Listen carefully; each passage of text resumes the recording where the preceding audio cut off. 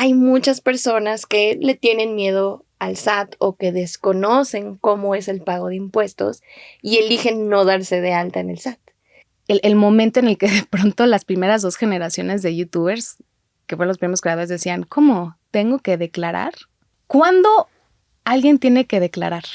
Nosotros, como simples mortales, no importa a qué te dediques, puedes ser creador de contenido, puedes ser abogado, doctor, futbolista, estamos obligados a contribuir con el pago de impuestos. No enseñan este tipo de cosas en preparatoria cuando creo que es momentos sí. básicos de saberlo.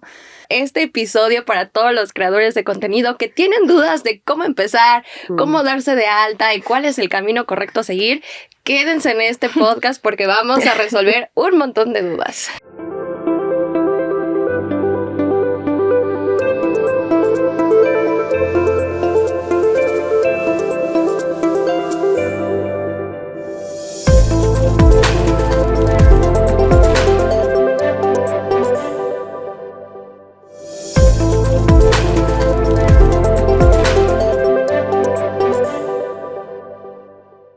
Bienvenidos al segundo episodio de The Hidden Economy. En el episodio de hoy vamos a tocar un tema muy interesante que creo que nos va a ayudar a absolutamente todos los que escuchemos este podcast, porque tocaremos el tema de las finanzas en el mundo de los creadores de contenido y su función en la economía de los creadores. Hoy, al igual que en el episodio anterior, me acompaña la voz de la razón, la voz de la sabiduría, Alejandra González. Para presentarla de nuevo rápidamente, saben que Alejandra es una estratega del mundo del marketing digital. Ha sido una líder, un puntero en la industria desde hace 12 años. Ha trabajado en Grupo Expansión Editorial, en Google y en YouTube. Ya ha visto el nacimiento, crecimiento y desarrollo de toda la industria. Así que Ale nos va a estar guiando en todo el tema tan complejo de la economía de los creadores. Ay, qué bella intro. Muchas gracias, Amanda. Y también quiero dar una intro del increíble rol que hace Amanda, la editora de este gran proyecto de The Hidden Economy. Muchas gracias por acompañarme en este camino tan emocionante. Amanda es egresada de Literatura y Lingüística Hispánica por el TEC de Monterrey y tiene un MBA en edición por la Universidad Pompeu Fabra. Llevas más de 10 años de experiencia en el sector editorial y he sido testigo de tu enorme compromiso con la calidad editorial y tu pasión por difundir el conocimiento. Entonces, qué honor estar contigo otra vez aquí platicando. Puras palabras bonitas en este podcast. Hoy nos acompaña también Paulina Caso, que es una experta del marketing digital y que hasta el momento ha publicado 3 libros que nos ayudan a nosotros, los pequeños mortales, a sortear diferentes temas como WTF con el SAT, WTF con el Infonavit, WTF con el voto y algo más por ahí en el futuro. ¿Cómo estás, Pau?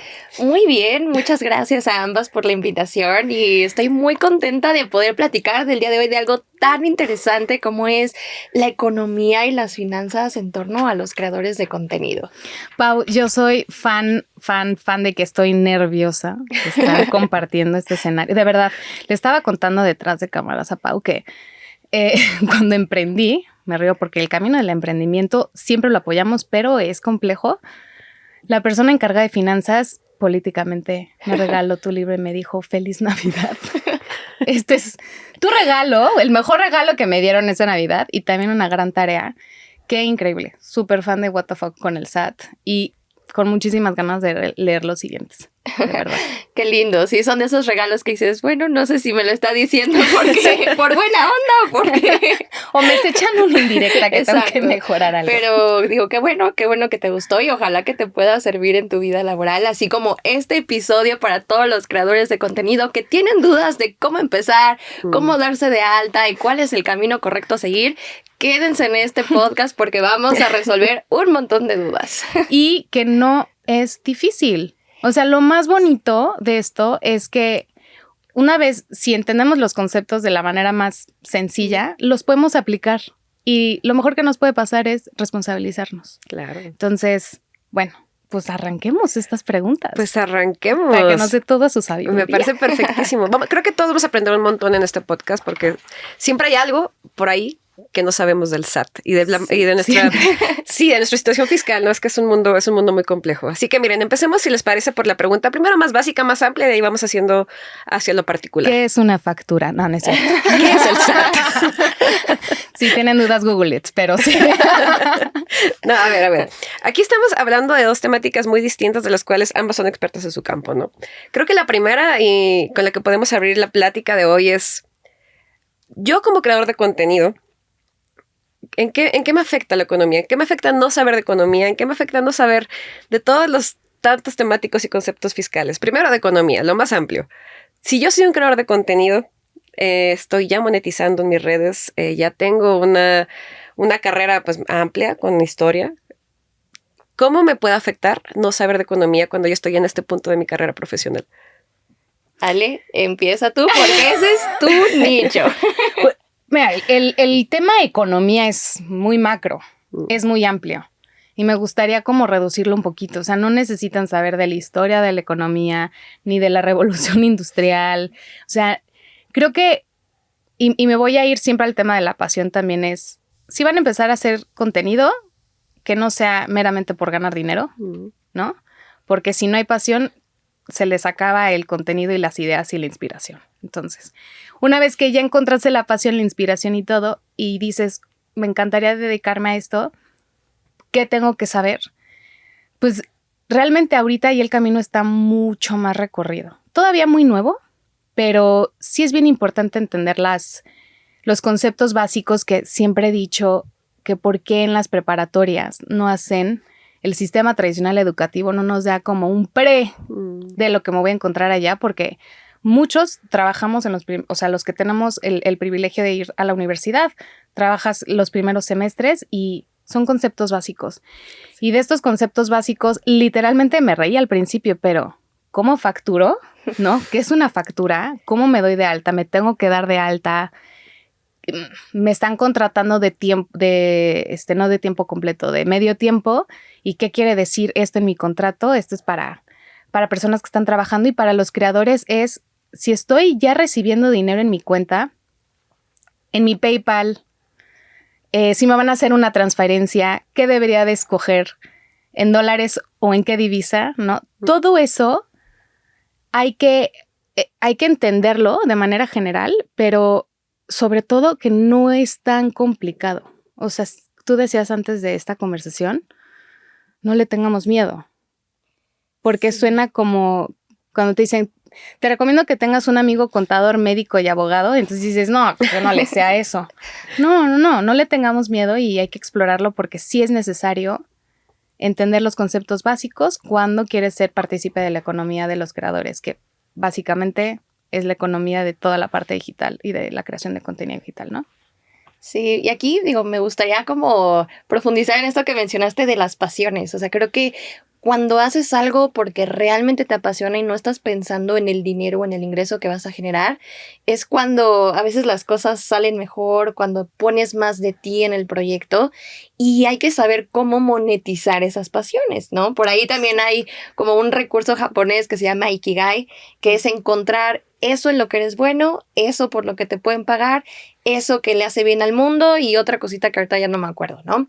Y en el centro de estos 4 aspectos es donde está tu propósito de vida. Entonces creo que nosotros como creadores podemos usar esta parte de la creatividad y la creación de contenido para hacer un impacto positivo en nuestra comunidad y de paso monetizar esa pasión. 100%. Pero justo en este proceso pues surgen muchísimas dudas, ¿no? De cómo empiezo, con quién me acerco, cuál es la forma correcta de empezar o qué equipo debería de tener a mi lado para hacer que esto funcione y realmente se convierta en un negocio y no solamente en un hobby.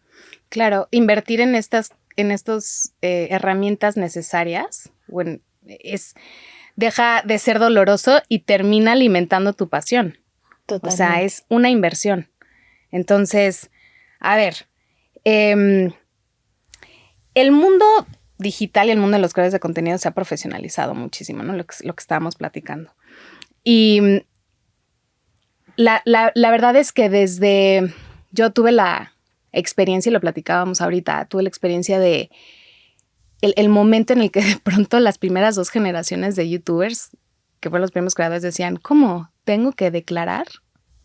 ¿Cómo? Pero, ¿no? O sea, qué interesante. O sea, ¿cuándo alguien tiene que declarar? Pues mira, vamos a empezar un paso más atrás.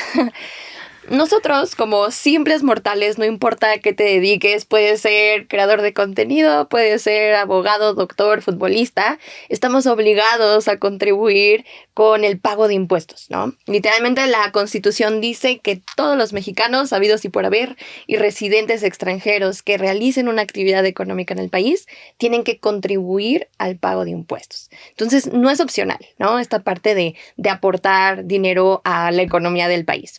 Este dinero, pues, se usa para, pues, la infraestructura del país, para carreteras, para hospitales, para escuelas públicas y un montón de cosas más, ¿no? Y gracias a que todos los ciudadanos de todos los países hacen esto, pues el gobierno tiene dinero para poder invertirlo en diferentes secretarías o en diferentes actividades. Entonces, partiendo de esto, llega un momento en el cual nosotros cumplimos 18 años, terminamos la universidad y llega el momento de sentirnos adultos, ¿no? O sea, de buscar un trabajo formal en el cual pues alguien nos dé un dinerito a cambio de que nosotros hagamos cualquier actividad. Y es ahí donde surge el primer problema. Hay muchas personas que le tienen miedo al SAT o que desconocen cómo es el pago de impuestos y eligen no darse de alta en el SAT. Para que se den una idea, 56.6% de los mexicanos no pagan impuestos hoy en día, o sea, no están dados de altos. Y este es el negocio informal. Exacto, la economía informal que afecta durísimo pues a la economía del país en todos los aspectos. Entonces creo que cuando uno le va perdiendo este miedo al SAT, al gobierno y que entiendes cómo es este proceso de darte de alta y que no es algo opcional, es que pues decides dar ese paso a la formalidad. ¿Sabes qué pasa? Que siento que también, además del miedo, es ignorancia generalizada, no escogida, ¿no? O sea, no escoges ser ignorante en ese sentido, sino, y no importa en qué nivel educativo estés, de nuevo, no enseñan este tipo de cosas en preparatoria cuando creo que es momentos básicos de saberlo. Pero gente que va a trabajar a corporativos, muchas veces una de las opciones es que ellos te hagan las retenciones y que ellos como que se encarguen del tema y luego da pena, y se los digo con experiencia, da pena preguntar. O sea, ¿no? Entonces tú ves así como que si recibes los requisitos y dices, sí, todo y tú, bien. Bueno, no sé qué es, y es ser, ok, firmas, ¿no? El taloncito.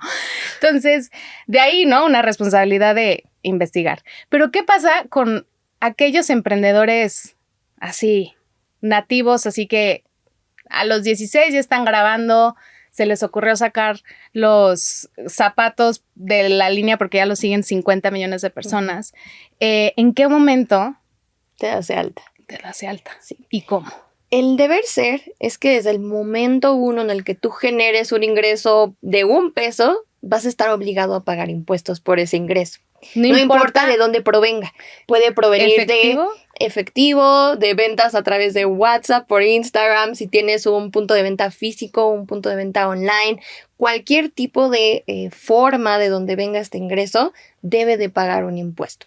Entonces, lo primerito que nosotros tenemos que hacer como creadores es ir al SAT y darnos de alta en el RFC, ¿no? Este es un registro valga la redundancia, en el Registro Federal de Contribuyentes, y aquí lo que nos van a preguntar es, ¿ya tenemos una actividad económica? O sea, ¿ya estamos trabajando y ganando dinero por esto? ¿O no? Si no estamos en este momento ganando algo, podemos ir a dar de alta un RFC para que el SAT sepa quiénes somos, cómo nos llamamos, en dónde vivimos, pero sin necesidad de que nos estén quitando un impuesto, ¿no? Por ese pago.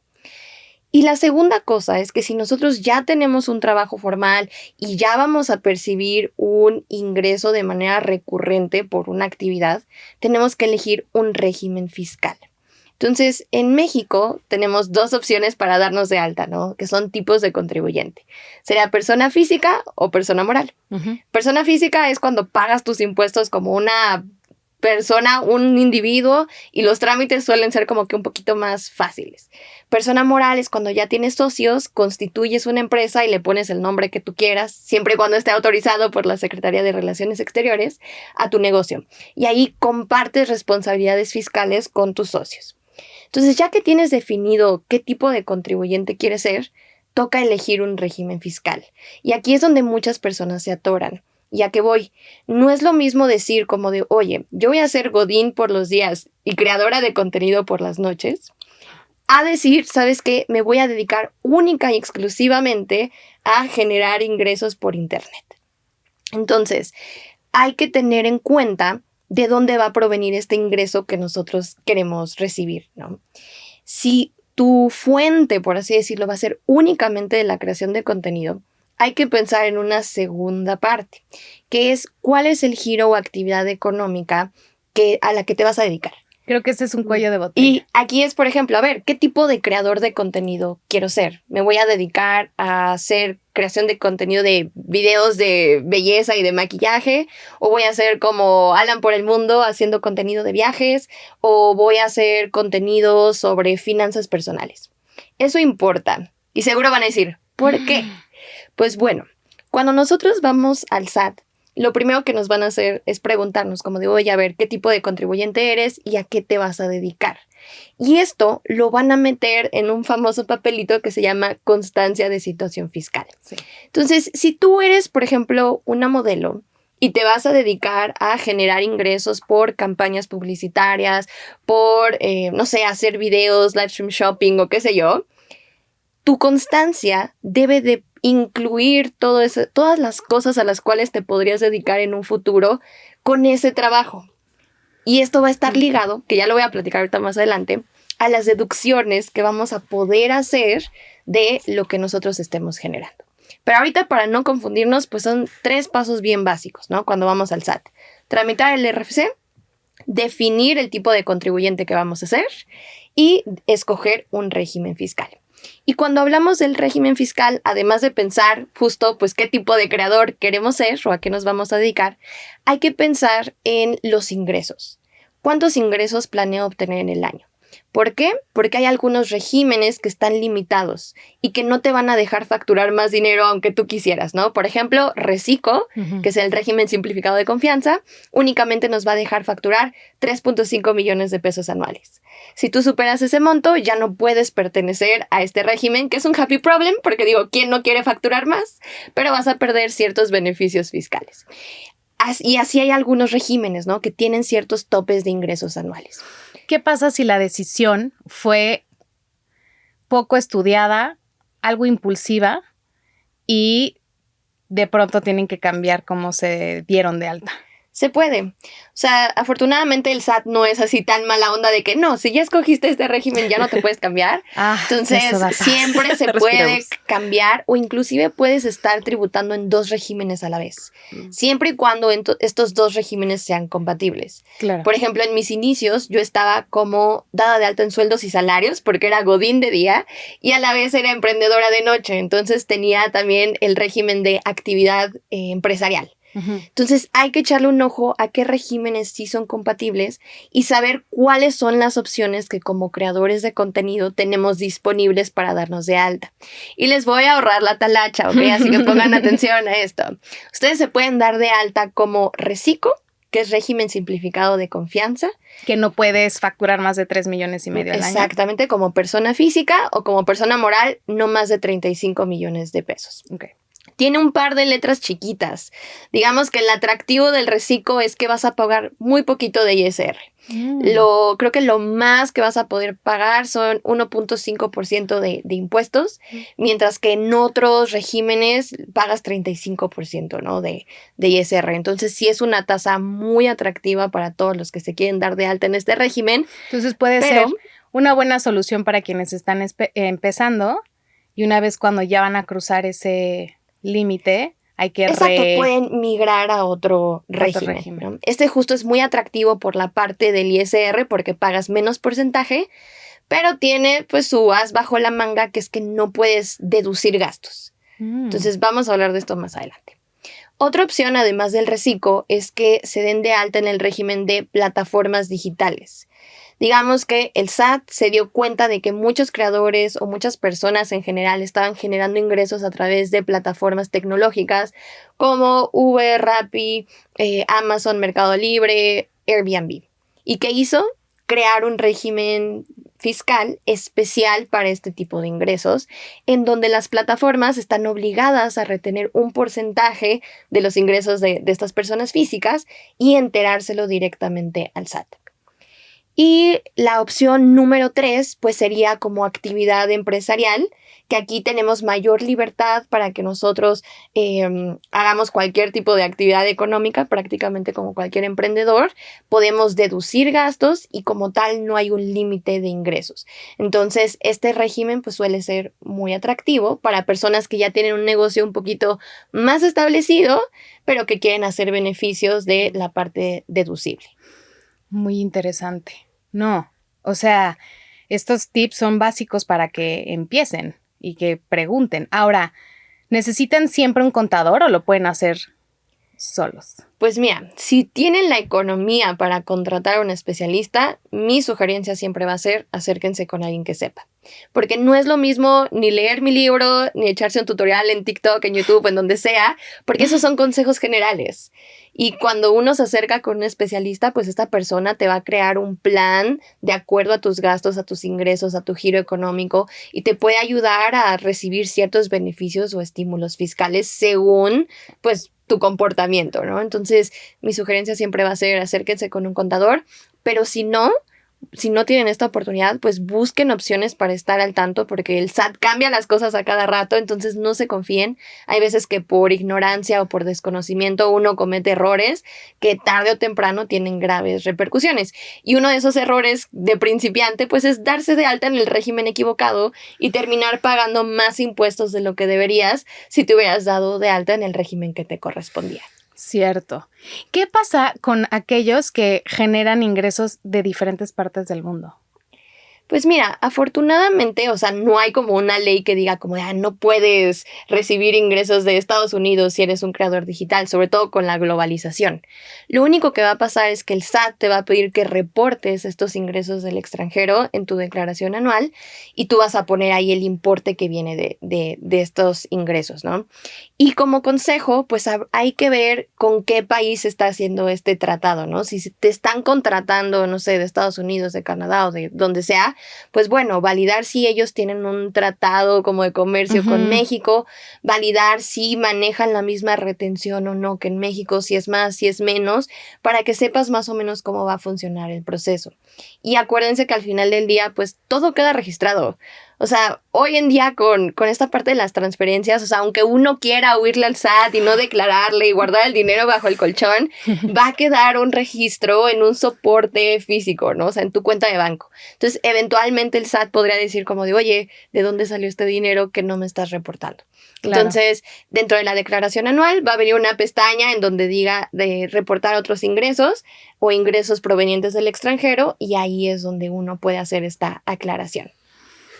El tutorial listo. Yo tengo 2 preguntas para ustedes. Una primero para Ale y luego a continuación con Pau.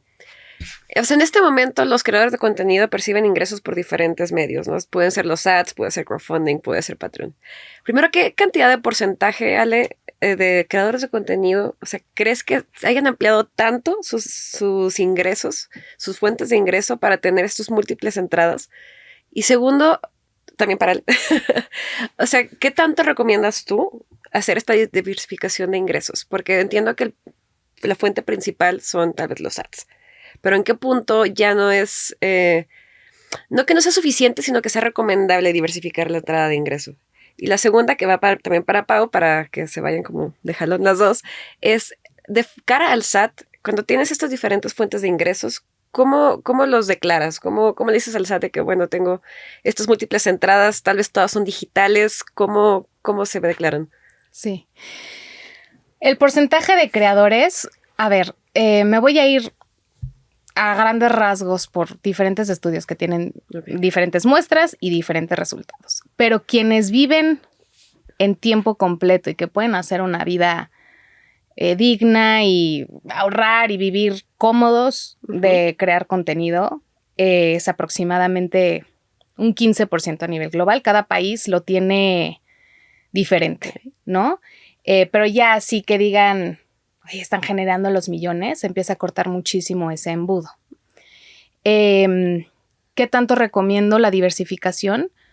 Yo creo que como en cualquier tipo de trabajo, o sea, o de dedicación, o sea, creo que eso es muy sano. Lo que creo es que el tomar las decisiones por marca o por alcance o por fandom no siempre te va a garantizar un negocio de éxito. Okay. Entonces, la realidad es como cualquier negocio es, o sea, un flip the coin, ¿no? O sea, puede jalar y puede no. Pero sí hay muchos pasos previos que se pueden hacer, muchos datos. Ya hoy en día puedes sacar datos de todos lados para poder tomar una decisión muchísimo más informada y dar un salto a diversificar. Desde, platicábamos de Luisito Comunica, que él tiene un abanico de negocios y hay mucho estudio detrás. Desde un dato sencillo, cada story con un link, cuántos clics a ese link y cuánta gente llegó, y si tienes la información de cuánta gente compró o llenó un formulario, etcétera. Entonces, hay maneras de cómo hacer este trabajo previo, y no necesariamente porque haya llenado el formulario de quiero una prueba de manejo, quiere decir que esos mismos resultados me van a servir para abrir un restaurante. Pero siento que es un tema de entender muy bien a las audiencias, familiarizarse con los números y con los analíticos, y también tratar de aprender un poco más de esa industria antes de decir, oye, ya soy famoso o yo soy el líder de esta categoría y creo que ya es momento. Entonces, de nuevo, pasión, pero sí decisiones informadas en las que honestamente y el camino hoy en día todavía hay muchísimo campo, pero ya hay muchas herramientas que nos ayudan a tomar mejores decisiones con la información que nos lanza. La data es amigo. Recuerden eso, la data es amiga. Conocimiento es poder. 100%. Sí. Y respondiendo a la pregunta que me hacías de la diversificación desde un punto de vista fiscal, como mencionaba hace ratito, el SAT nos da la opción de estar en diferentes regímenes al mismo tiempo. Entonces, cuando nosotros vamos a presentar esta declaración anual, entras al portal del SAT y te va a aparecer como de, a ver, ¿cuántos regímenes tienes activos? ¿No? Okay. En mi caso, como yo era de los dos, yo era godín y era emprendedora, me aparecían ahí como que las dos fuentes de ingreso. Y esto, ¿cómo es que aparece así de sencillo? Porque todo está linkeado por medio de un RFC, ¿no? Cuando cada vez que tú haces una factura, cada vez que recibes una nómina, todo queda un registro asociado a ese RFC. Entonces, normalmente este tipo de información, igual data, se genera de forma automática. O sea, cada vez que se genera esta factura, pues la información por medio del timbrado llega directo al SAT, asociado a tu RFC, y se va consolidando en la plataforma. Hay momentos en los que pues de pronto no tienes tanta suerte y hubo algún error y la información no se pasó de forma automática y pues habrá que hacer el llenado de forma manual. Okay. Pero sí es posible ver los ingresos que se generaron por cada actividad económica. Y pregunta de seguimiento. Porque entiendo que en algunas partes de tu régimen pones porcentajes de qué nivel de ingreso representa del total, ¿no? ¿Es la parte del régimen o es la parte de la actividad económica? De la actividad económica. Y sí, en el caso de los creadores, ¿cómo lo divides? Ahí tú podrías dividirlo según tus necesidades, ¿no? Por ejemplo, supongamos otra vez, yo, ¿no? Que estoy a lo mejor en actividad empresarial y a lo mejor tengo 50% de este porcentaje asociado a obras, en el caso como de la escritura. Ahorita no recuerdo bien el nombre, pero tiene que ver algo con ser autor de libros. Y puedo tener el otro 50% como creación de contenido a través de internet. Okay. ¿No? Entonces, tú realmente puedes cambiar estos porcentajes según tu estrategia de negocio y a lo que te estés dedicando. Realmente no tiene una implicación fiscal mayor más que nada más decirle al SAT como de, oye, estos son mis actividades y voy a estar diversificándome dentro de este régimen, pero no es como que si por algo recibes un ingreso mayor a ese 50% que decía ahí, el SAT te va a castigar, ¿no? O sea, decir, no, tú ganaste 51.99. Exacto, entonces, digo, no sucede así, pero nada más es como una especie de referencia para que el SAT sepa qué personas pertenecen a qué regímenes y con qué tipo de actividades. Okay. Y puedes cambiarlo de manera ilimitada, tienes cierto número de ocasiones al año. Sí, pues que yo sepa, no existe un límite. Justo, por ejemplo, cuando yo me volví escritora, lo primero que hice fue hablarle a mi contador y yo, oye, voy a necesitar expedir una factura, cambia o sea, bueno, añade este porcentaje a mi giro o actividad económica. Y es un trámite que se hace en internet rapidísimo y de un día para otro ya tienes como tu constancia de situación fiscal con esta nueva información. Entonces, es muy rápido. Ok. A ver, Pau, entonces, el creador de contenido muchas veces, hablemos de los que ya ganan dinero desde la publicidad, de los anuncios que corren en YouTube, pero también México, como muchos otros mercados emergentes, todavía el ingreso principal de un creador de contenido digital es la publicidad, ya sea campañas así, product placement o de nuevo los anuncios. Una manera de diversificar es entrar a este mundo de crowdfunding o donaciones, que no sé si has visto estos personajes en TikTok que están haciendo un live stream y están haciendo así como, sí, florecita. Bueno, cada vez que le mandan una florecita a este pseudo avatar humano, es dinero, ¿no? Es como una donación, no es publicidad. Entonces aquí empieza a hablar los ingresos publicitarios, ingresos de donaciones, están los patrocinios de las marcas con el product placement, son muchas fuentes. ¿Cuáles son estas implicaciones fiscales y qué es lo que tienen que tener en cuenta? Lo primero es que sí o sí van a tener que expedir una factura. Hoy en día es muy raro que tú trabajes con una marca, con una plataforma o con cualquier persona si no hay un comprobante fiscal de por medio. ¿Por qué? Porque como estas empresas, ya sean nacionales o transnacionales, necesitan justificar estos gastos que ellos están haciendo o estas inversiones de publicidad, necesitan que exista un soporte físico o digital que diga, oye, yo estoy gastando 50 pesos en X creador para X servicio, ¿no? Y lo primero que te van a decir a ti como creador es, necesito que me hagas una factura. Esto si tú lo haces de forma independiente, ¿no? Si eres tú contra el mundo y todavía no tienes una agencia. Si ya estás trabajando en una agencia, pues se lo van a pedir a ellos, ¿no? Pero al final del día es tener este soporte de que se está realizando una transacción. Y ojo, también ser parte de una agencia es importantísimo. Saber cómo hacer tu propia factura y tener tu contador. Porque han habido casos donde agencias o los managers o quien sea se aprovechan del creador. Entonces, sí está bien, confiar en esta empresa en la que ustedes están trabajando, a la cual están brindando el servicio, pero es mejor, pues, pecar un poquito de desconfiado y meterse un poquito a revisar que todo esté en orden, porque sí han habido casos de fraudes o de personas que, oye, yo pensé que la agencia estaba haciendo mis declaraciones, ¿no? Uh-huh. Y resulta que no. Entonces, es mejor justo cuando estés en este punto de firmar el contrato y de ver todos los aspectos legales, preguntar, oye, ¿qué onda con los impuestos, no? O sea, además de mi pago y demás, ¿cómo se va a manejar esta parte? ¿Lo vas a hacer tú? ¿Lo voy a hacer yo? ¿Cuándo y cómo? Y para los que tienen duda de cómo es que se hace este proceso, pues bueno, como creadores nosotros tenemos que hacer una declaración de forma provisional. Algunos conocen este término como declaración mensual, pero hago hincapié en que la frecuencia con la que se presenta esta declaración puede variar dependiendo del régimen en el que estés dado de alta. Hay algunos que los presentan mensual, otros bimestral y otros semestral. Entonces, para los que yo mencioné hace ratito, pues casi siempre es provisional mensualmente, pero échenle un ojo para que no haya dudas. Y después de esto están obligados a presentar una declaración anual. Esta para personas físicas se presenta en abril, y para personas morales en marzo. Entonces, tengan mucho cuidado de cumplir en tiempo y forma con estas obligaciones de declarar los impuestos.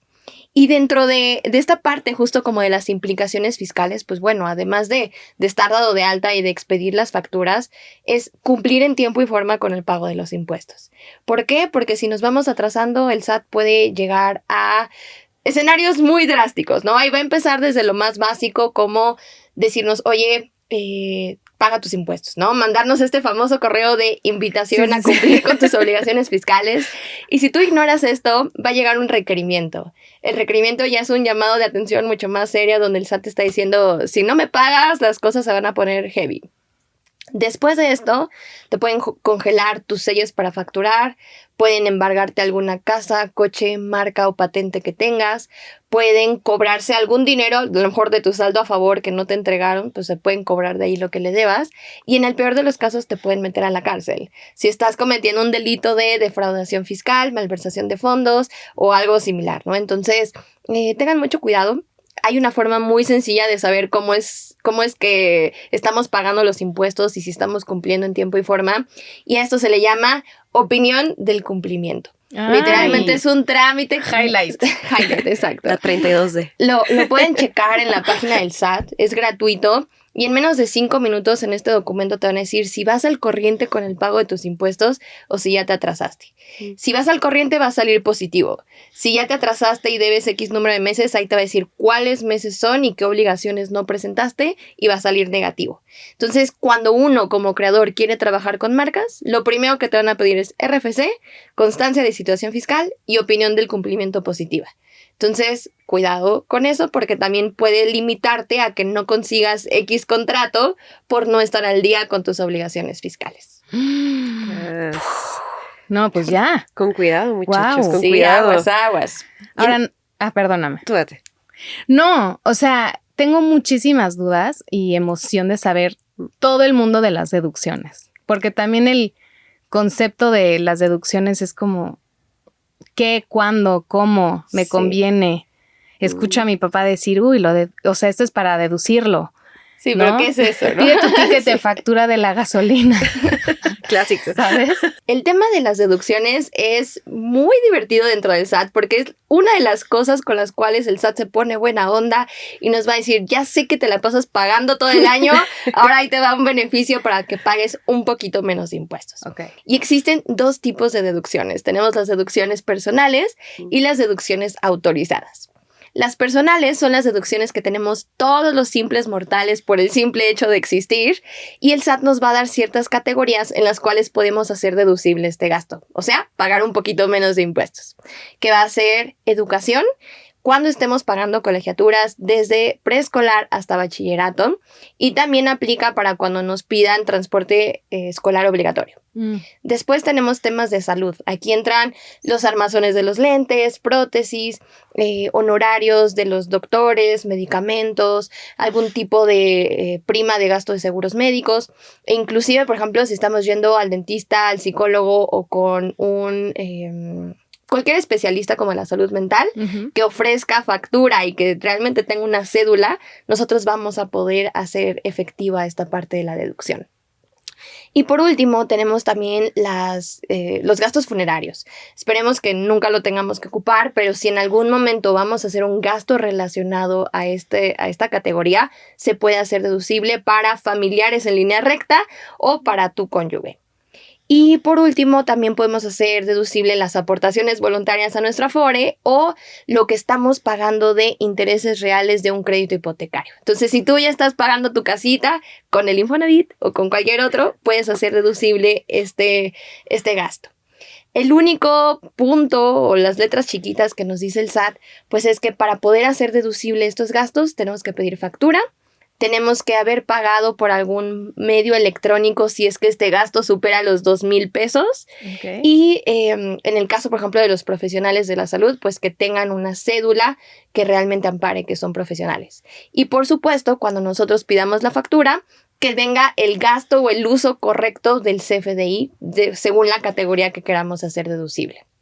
Claro. Y por otro lado, tenemos las deducciones autorizadas. Esas son como las deducciones de nuestro negocio.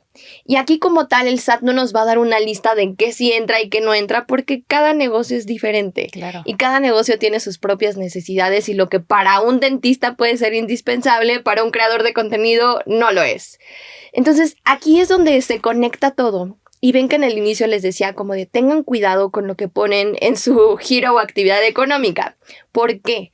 Porque, por ejemplo, si yo me dedico a crear contenido, tal vez para mí y para la operación de mi negocio es indispensable tener un aro de luz, tener un micrófono, tener una cámara, una computadora, accesorios de viaje, qué sé yo, ¿no? Eso es indispensable porque lo necesito para trabajar. Pero un dentista, pues seguramente no va a necesitar eso de forma indispensable. Él va a necesitar, no sé, la silla para su consultorio o ciertos instrumentos. Entonces, estos gastos que nosotros vamos a poder deducir como deducciones autorizadas tienen que ver con ese giro o actividad económica que pusimos en la constancia de situación fiscal. Si el SAT cacha que de pronto nosotros estamos metiendo cualquier gasto nada más como por vernos inteligentes y no tienen que ver con nuestro giro, pues pueden solicitar una aclaración. Pero para que se den una idea, por ejemplo, un creador podría estar deduciendo ropa, por ejemplo, si tú vas a ir a una conferencia, si vas a hacer imagen de alguna marca y quieres usar algo específico tuyo, pues lo puedes hacer deducible. Equipo de cómputo, equipo de video, el caso, por ejemplo, inclusive, ¿no? del aro de luz o cosas así tan básicas, se pueden hacer deducibles. O sea, ya se puede hacer deducible como la profesión de creador de contenido, todo lo que estás diciendo. Sí, o sea, como tal no existe una profesión ante los ojos del SAT que sea así. Exacto, creador de contenido. Que para muchos bancos tampoco ha tardado tiempo que les den crédito porque no hay cómo sustentar, no hay recibos de honorarios. Exacto. Digo, no lo van a encontrar así como en el desglose tal cual, pero sí como dentro de las actividades económicas, pues bueno, ¿a qué te dedicas? Y entonces tú metes todas las opciones habidas y por haber a lo que te puedes dedicar, ¿no? Por ejemplo, le vas a poner ingresos por campañas publicitarias, venta de cursos a través de internet, ¿no?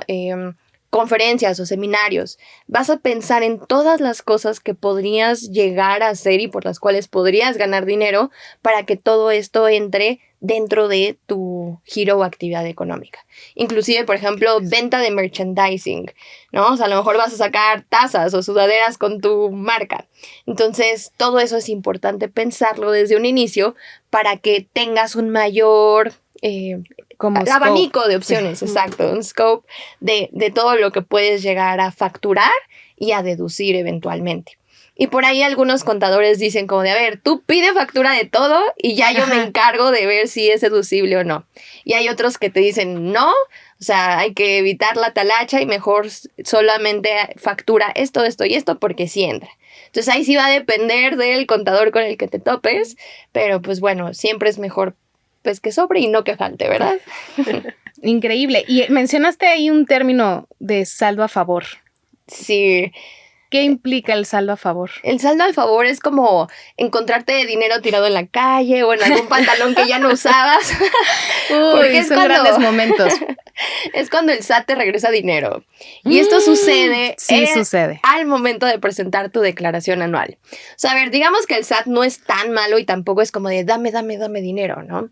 Lo que pasa es que el SAT nos va a quitar cierto porcentaje de nuestros ingresos dependiendo de si somos personas físicas o morales.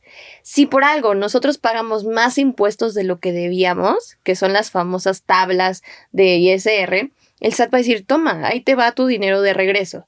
Entonces a esto se le conoce como saldo a favor y sucede únicamente al momento de presentar la declaración anual. Y puedes obtener saldo a favor prácticamente de dos formas.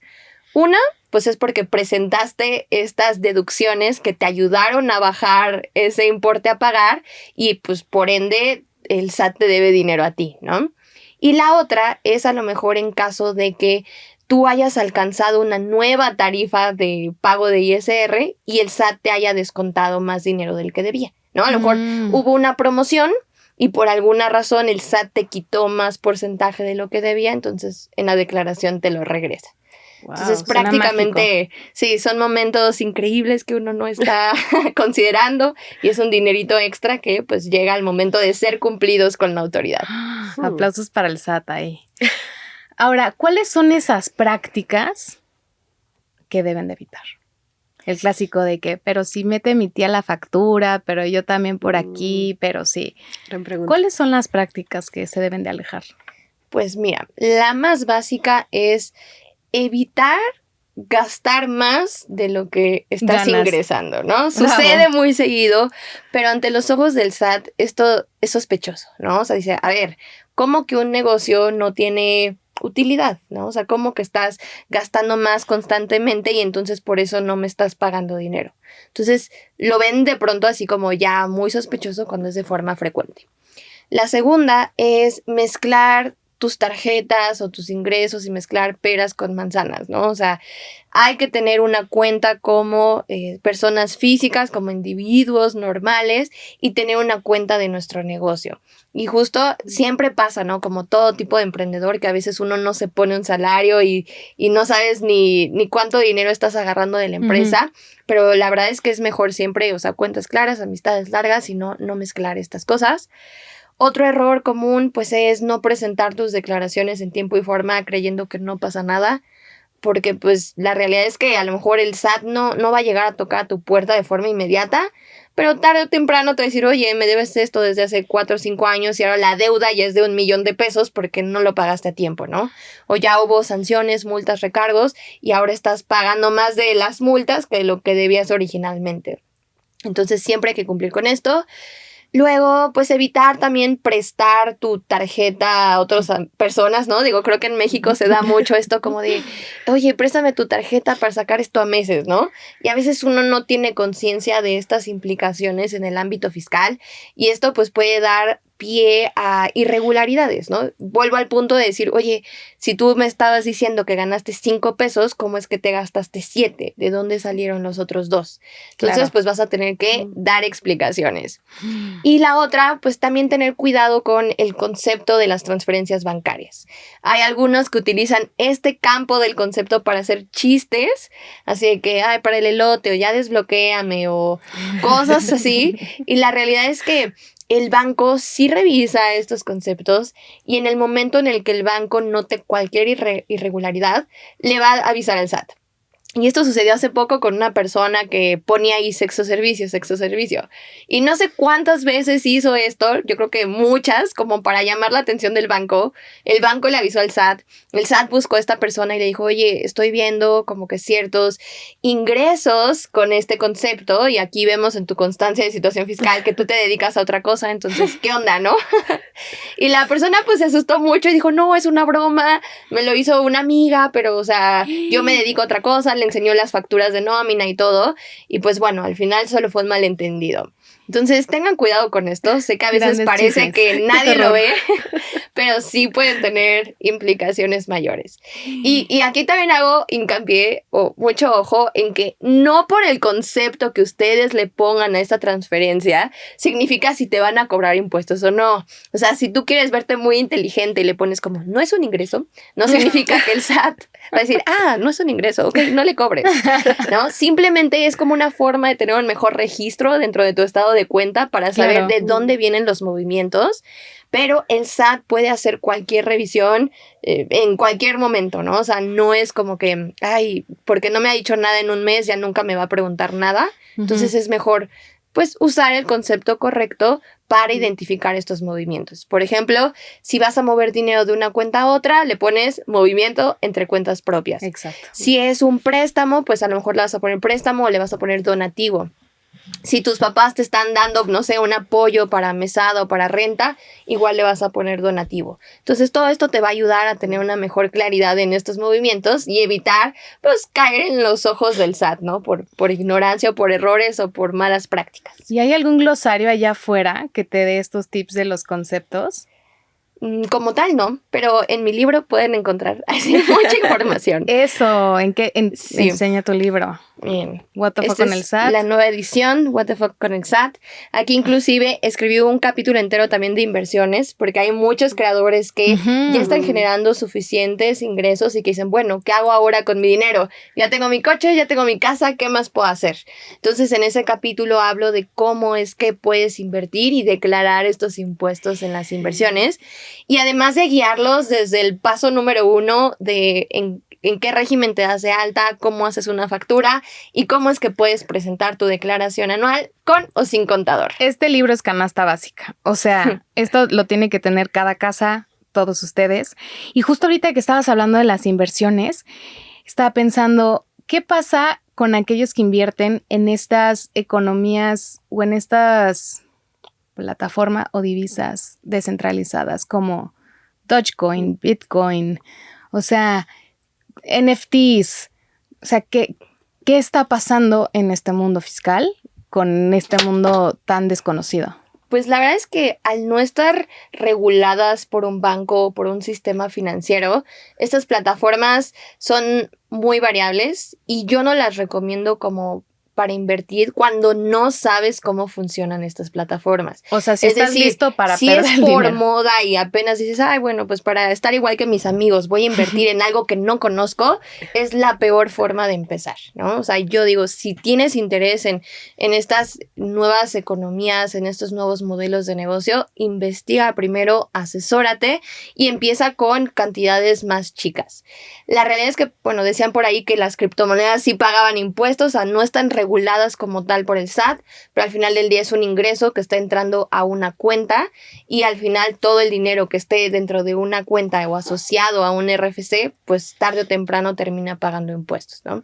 Entonces, yo no dudo de que en los años siguientes, pues el SAT cree un régimen específico para este tipo de ingresos de activos digitales, llámese NFTs, el metaverso, ingresos también provenientes de las criptomonedas, para regularizarlo, ¿no? Digo, hace poco vimos que creó como una especie de actividad económica para cosas de brujería y ese tipo de... No me enteré. Sí. Está increíble. A ver. Entonces, si ya está eso, no dudo que las criptomonedas vengan.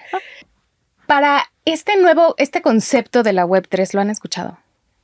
Estamos viviendo la Web3. ¿Qué significa? No se debe de emocionar, Sí, no se debe de preocupar. No, nos emociona muchísimo y creo que hubo yo le llamo burbuja o este gran auge por los NFTs, tokens digitales, Bitcoin, Dogecoin, Bitso. ¿Qué es esto? Bueno, es muchísima información probablemente para otro capítulo u otro podcast, pero al final este tipo de soluciones de contabilidad, de transacciones, de cómo se manejan los activos, tiene un objetivo meramente digital y de quitar a los intermediarios. O sea, gran parte del alma de la Web3 es la descentralización. Así como Web2 descentralizó los medios tradicionales, ¿no? Uh-huh.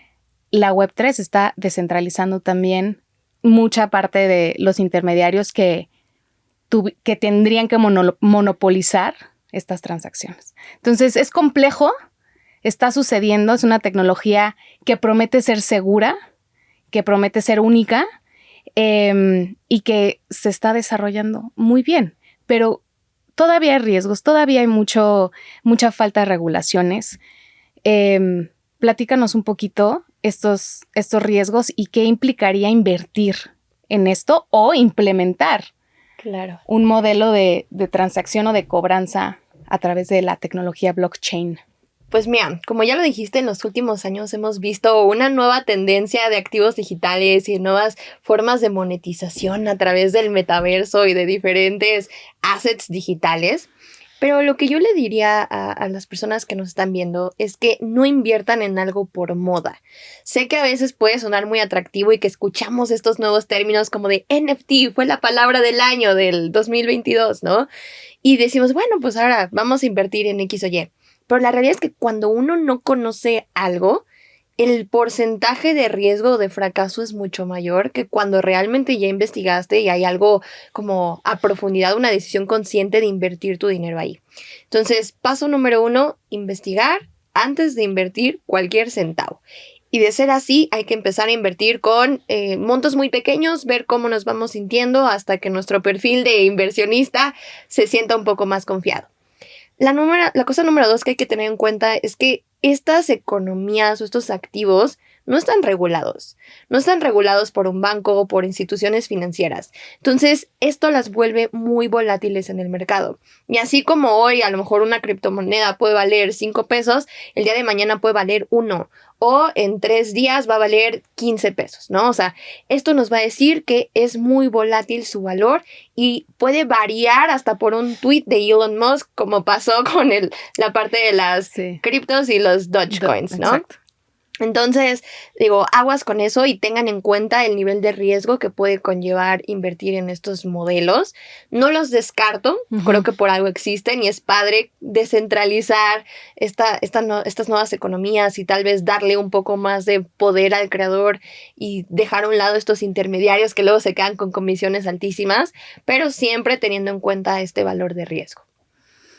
Sí, completamente de acuerdo. A ver, creo que, no sé si consideras que también es responsabilidad del usuario y del internauta y del ciudadano del futuro el fomentar este crecimiento, ¿no? O sea, al final creo que, como dice en un podcast que escuché del presidente de Bitso, Daniel Fogel, que menciona que llevamos entendiendo el dinero y las transacciones como lo entendemos por tantos siglos, casi. Entonces, ¿por qué no lo entendemos de manera diferente en la que pueda ser algo más fácil y fructífero para la sociedad? Al final, ¿cuántas personas llegan a tener ciertos accesos o cierto nivel económico? O sea, ¿no crees que fomentar este crecimiento también puede fomentar la economía? Claro, o sea, yo creo que, como Aunque decíamos no esté hace tan rato, también, regulado. conocimiento es poder. Entonces, cuando llegan estas nuevas tecnologías, siempre hay como un grupito, ¿no? De pioneros, de early adopters o de personas que por su trayectoria tienen acceso a estas oportunidades antes que otros, ¿no? Entonces, por ahí hay proyectos muy interesantes de democratización, tanto de la educación, de la riqueza o de estas nuevas tecnologías, que no es otra cosa más que hacerlo accesible para el público en general. ¿Y esto qué implica? Pues bueno, hablar de los beneficios, de los riesgos y ser transparentes, ¿no? Y ya esta responsabilidad va a recaer dentro del usuario final que va a decir, oye, si le entro o no le entro, pero mínimo, pues, hacer la información accesible. Claro, y saber si no está regulado. Exactamente. ¿Qué implica negativamente, no? Y yo creo que eventualmente, si hay mucha atención sobre un tema y si muchas personas quieren participar en estas nuevas economías, pues eventualmente va a llegar una regularización, ¿no? Claro. Si el 90% de tu población está interesado, pues eventualmente van a buscar una forma de regularlo y de disminuir el riesgo para que todos le entren a esa rebanada del pastel. Entonces, para mi punto de vista, pues sí, es increíble que el conocimiento se comparta y entiendo que en las primeras fases, pues uno va probando, ¿no? A ver si queda prueba y error y vas experimentando, pero pues bueno, tratar de disminuir el riesgo. ¿Tú te atreviste a invertir? No.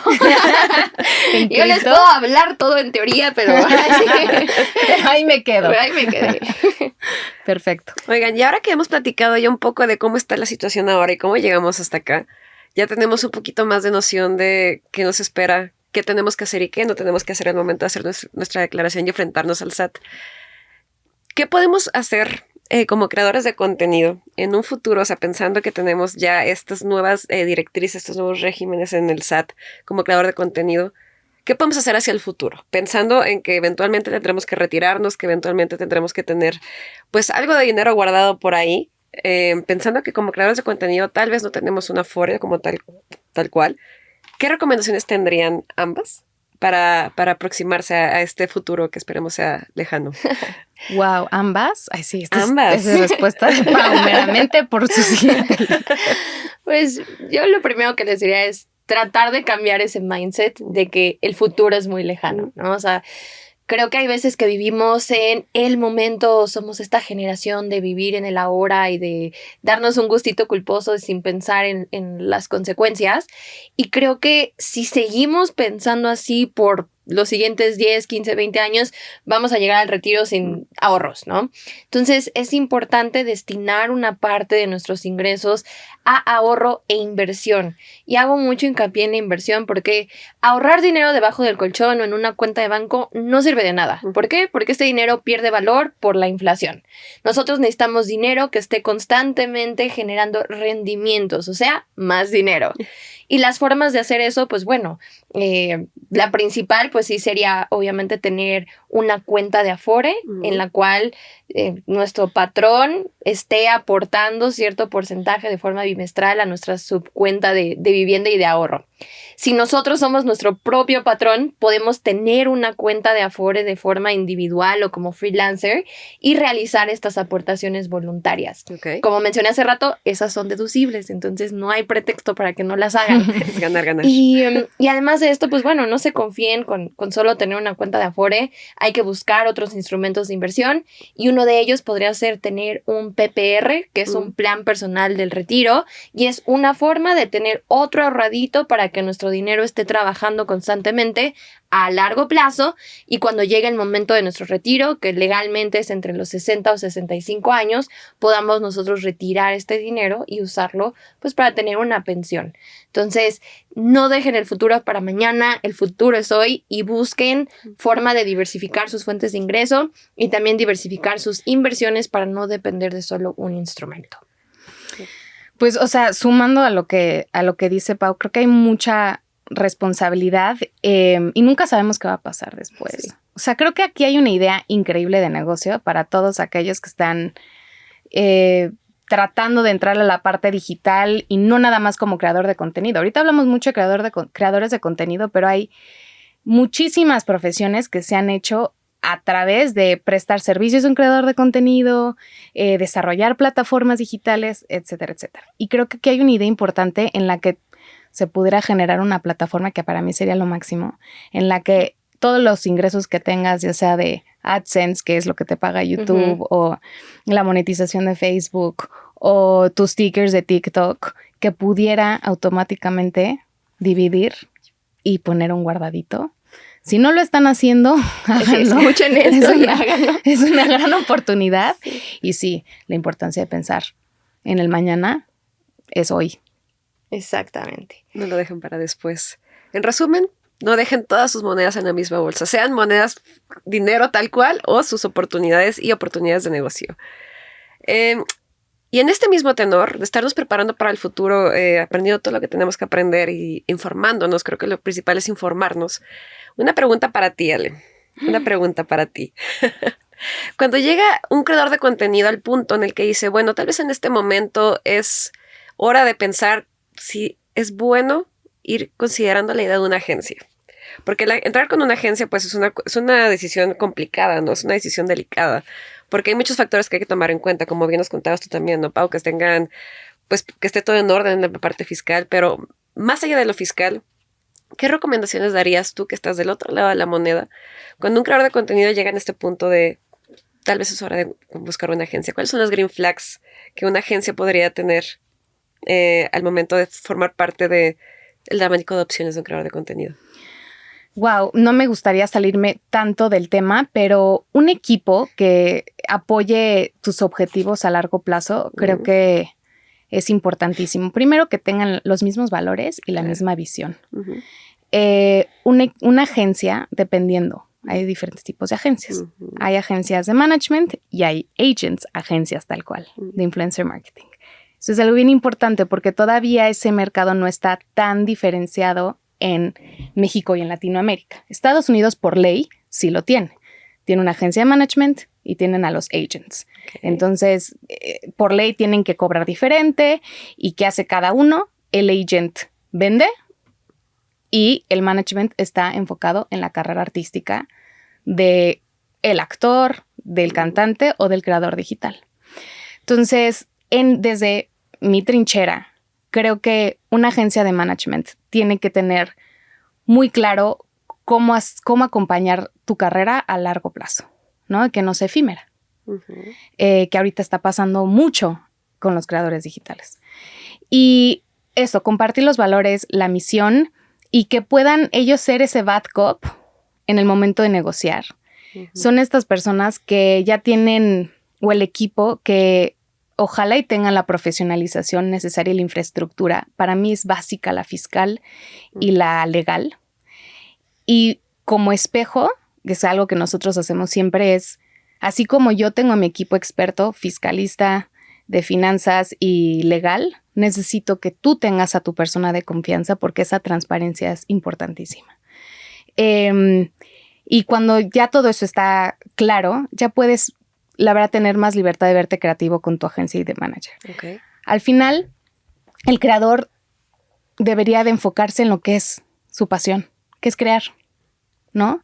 Y el equipo que escojas debería de encargarse de que tu estructura siga creciendo y siga estando sólida para que tú sigas teniendo más tiempo, más recursos de tiempo, recursos de dinero o de equipo para que sigas haciendo lo que te encanta hacer. Entonces, para eso sí es elegir a alguien que tenga los valores, la infraestructura, la transparencia. Esos son para mí las 3 cosas principales. Ok, alguien muy afín para ti. O sea, en tu propósito como carrera de creador de contenido. 100%. Ok, y Pau, cuando estás en esta misma situación, tenemos el mismo escenario, un creador que está a punto de escoger una agencia. Desde el punto de vista fiscal, desde el punto de vista de obligaciones económicas, ¿qué debería poner atención un creador de contenido? Lo primero, y va a sonar tonto y muy básico, pero que la agencia exista. Nos ha pasado o he visto casos de gente que le confían su carrera a personas que realmente nunca estaban constituidas, que la agencia como tal no existía. Tenían como un montaje de un espacio físico que después desaparecieron, ¿no? Y velos encontrar súper difícil. Entonces, validen que esté debidamente constituida, que los dueños o que la empresa esté a nombre de quien dice ser, o sea, que todo el papel esté legal. Y también que la empresa esté al corriente con el pago de todo, ¿no? O sea, desde el mantenimiento predial, impuestos, hasta la parte que le tocan a los empleados, ¿no? O sea, que esté al corriente con sus obligaciones obrero-patronales, o sea, que esté pagando el Infonavit, que esté pagando el Afore de los empleados y que esté realizando la retención de nómina de forma correcta. Porque, pues, muchas veces ya como un empleado, cuando tienes un patrón que hace todo, pues te confías y te deslindas de la responsabilidad. Y recientemente me tocó un caso justo de una chava que trabajaba para un medio importante aquí en Ciudad de México y me dijo, oye, es que yo ya quería tramitar mi Infonavit y me di cuenta que me dieron de baja del IMSS sin avisarle. ¿Qué? Entonces ella ya tenía menos semanas cotizadas y bueno, al parecer todos los empleados estaban en la misma situación de que no le avisaron a nadie y llevaban meses sin realizar estas aportaciones. Entonces lo mismo pasa con las agencias, si es que están dados de alta como trabajadores formales, pues debe de haber un contrato con todas las prestaciones y todos los beneficios y obligaciones que tú tienes como trabajador al pertenecer a este grupo. ¿Y cómo pueden investigar esto? O sea, ¿hay manera de encontrarlo fácilmente de manera pública? En el caso de las aportaciones patronales, sí, pues tú te puedes meter a la parte del Infonavit, a tu subcuenta de vivienda y ver cómo ha sido las aportaciones que está haciendo tu patrón. El mismo caso con el IMSS, o sea, puedes ver si estás cotizando activamente o si por algo te dieron de baja. Y ahí mi sugerencia también sería échale un ojo al salario con el cual estás cotizando. Hay personas que, pon tú, ganaban, no sé, 1,000 pesos ante el contrato y cuando se meten a ver el salario de cotización en el IMSS, estaban con un salario de 500 pesos, ¿no? Y pon tú que el patrón les decía, te doy 500 en efectivo y 500 te los pago en nómina. Las personas dicen como, pues es lo mismo, ¿no? O sea, yo sigo recibiendo mis 1,000 pesos. Pero lo que está pasando, pues es que el patrón solo está declarando esos 500 pesos y todos tus beneficios en IMSS, en Afore y en lo que tú quieras, se van sobre esos 500 pesos, que es lo oficial y no contra los 1,000. Entonces, mucho cuidado con esto. Ahora sí que ahí sí no importa si eres creador o no eres creador. Exacto. Revísalo. Y como creador, o sea, justo mucho ojo a la parte legal, a decir... Hay opinión de cumplimiento también de parte de una agencia. Sí. Que se puede solicitar, claro. O sea, uno, pues checar la constancia de situación fiscal, o sea, que la agencia pueda ofrecer los servicios que dice que va a ofrecer y que esté facultada para expedir las facturas a nombre de, pues bueno, de sus diferentes creadores. Y pues sí, o sea, que estén realizando el pago correctamente a las campañas, a los creadores, porque algo que pasa mucho internamente, pues es que luego hay agencias que se jinetean el dinero, ¿no? O sea, llega el dinero de la marca, que obviamente le pagó al creador. O del otro creador. Y se tardan meses en que llegue al bolsillo del creador, ¿no? Entonces uno está ahí como de, oye, hice una campaña hace 3 meses y no me han pagado, ¿dónde está el dinero? Y pues ya es dónde está la bolita, ¿no? O sea, ¿quién fue quien no pagó? Entonces es mejor siempre tener claridad, leer muy bien los contratos cada vez que uno inicie cualquier relación laboral o cualquier contrato con una marca y pues siempre estar consciente de las condiciones. Sí, dejar todo por escrito. Totalmente. Total transparencia, que puedas conocer cuánto cotizaron de tu contenido, cuándo iban a pagar en el contrato, si pagaron en esa fecha o están en incumplimiento de contrato, cuándo recibió la agencia el dinero y a partir de ese dinero que solo es de esa campaña, cuándo te depositaron.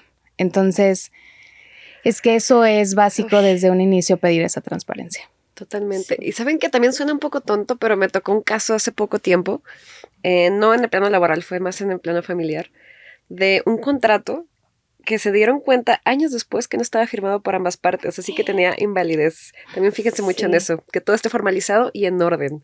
Y que también diga bajo qué ley, por así decirlo, se va a regir el contrato, claro, ¿no? Porque más bien, la ley de qué estado. Porque hay veces que tienen diferentes sociedades y unas las tienen dadas de alta en ciertos, ya sea países o estados que tienen ciertos beneficios o estímulos fiscales justo para que cuando suceda algún incumplimiento digan, pues aquí en esta ley de este lugar no pasa nada, ¿no? Tal vez en tu casa sí sea ilegal, pero aquí no. Claro, entonces, y aplica la jurisdicción claro, de ese país. Entonces sí, muy importante. Muy importante sí tener a tu contador, a tu legal, para que estas personas también cuestionen a tu agencia, ¿no? Y que todo sea completamente transparente, de principio a fin. Y bueno, con estas buenísimas recomendaciones llegamos al término de nuestro episodio sobre las finanzas personales y la economía de los creadores de contenido. Así que, sin más, si tienen más dudas, por favor, remítanse a What the Fuck con el SAT de Pau Caso. También, por supuesto, lean y relean The Hidden Economy de Ale González para que encuentren la respuesta a todas las dudas que les pudieron haber quedado respecto a la economía y las finanzas en el mundo de los creadores de contenido. Nos vemos en el siguiente episodio de The Hidden Economy. Muchas gracias por acompañarnos. ¡Bravo!